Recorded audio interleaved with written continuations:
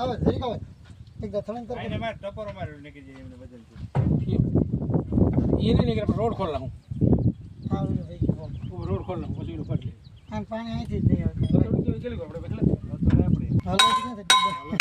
હાલા પેલા નહીં હાલા તો થોડી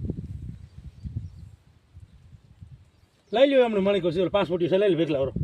આને પેલી માર દઈએ ટાકા ટપર જ ખેલો પણ એ જ કહું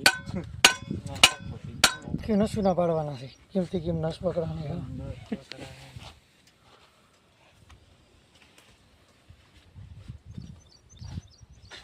રેડી